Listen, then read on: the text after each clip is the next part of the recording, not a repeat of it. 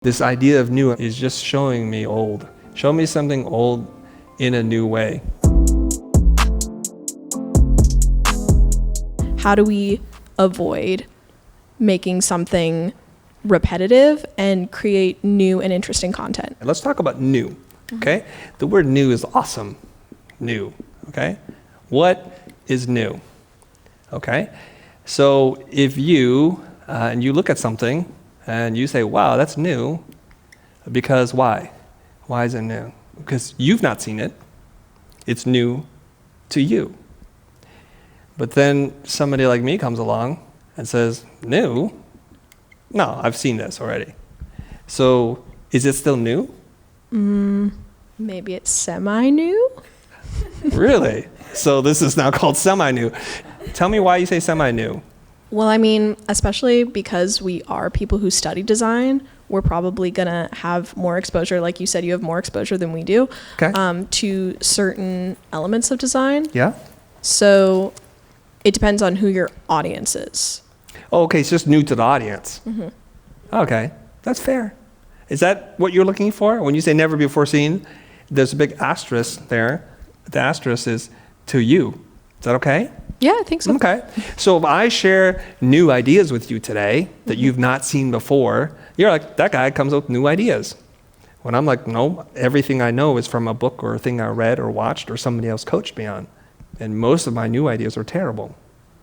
All I'm doing is presenting to you information that you believe to be new. And so this is a much more realistic goal to hit. I like this, so new to you. So how do you create work that's new to the audience? You have to first understand who the audience is. So the target, the bullseye, is much clearer now versus creating just new, like never before seen.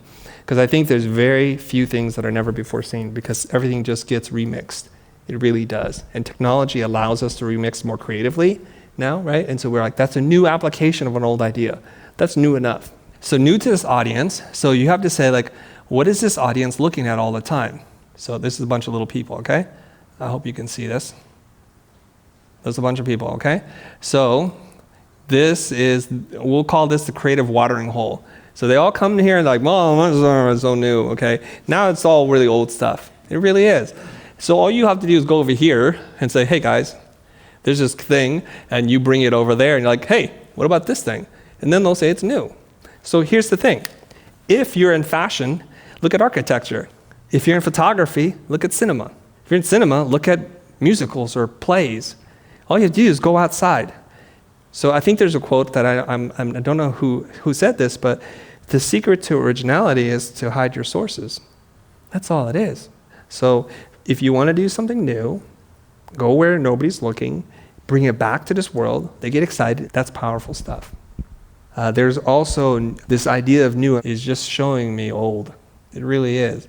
Show me something old in a new way. That's all it is, man. And that's what technology allows us to do. Because there's very little new. And if you think about it, how many times have you seen a story about a guy who loves a girl, but they can't get together? Because like he's a jock and she's an artist, right? Yeah. Or he's poor and she's rich. We see the same story over and over and over again, yet you are so happy to give money to people to make these stories. It's because we figured out what ideas work, and we figured out what ideas do not work, and so we like to repeat the ideas that work. And that's why the story of Romeo and Juliet is just told over and over again. It really is. They just changed the variables. Oh, guy wants girl, can't get the girl. She's not interested in guys. Okay. Guy wants girl. Can't get the girl. Why? Because his business is at war with her business. It just goes on and on. So we're not really looking for new. We're looking for familiar, but presented differently. Okay? So I'll give you one trick. Just one trick. One trick is the big small. Have you guys heard of the big small? It's exactly what it sounds like. The big small. All you have to do is make something big small. It's really that simple. Okay, have you seen these people build miniature sets of like real places, and then they zoom out and it's like the size of their hand? That's fascinating because I've never looked at it like that.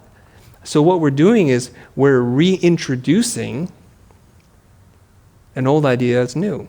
And we could do the opposite. We can make the small big. Have you seen that?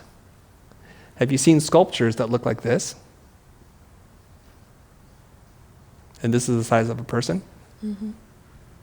We made something small big. And it forces us to look at something in a way that we've never seen before. Because here's the truth. You and I, we walk around the world to differing degrees, oblivious to the world. We really are.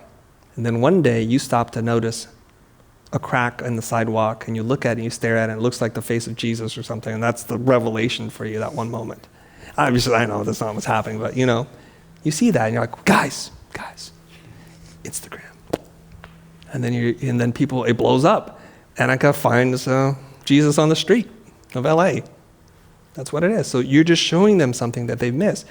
And there's a good reason why we ignore all these things. And the reason why we ignore these things is because it's too taxing on our brain to process every single thing that's happening to us the whole time. You would just fall over in fatigue and burn all the calories. So this is all you need to do.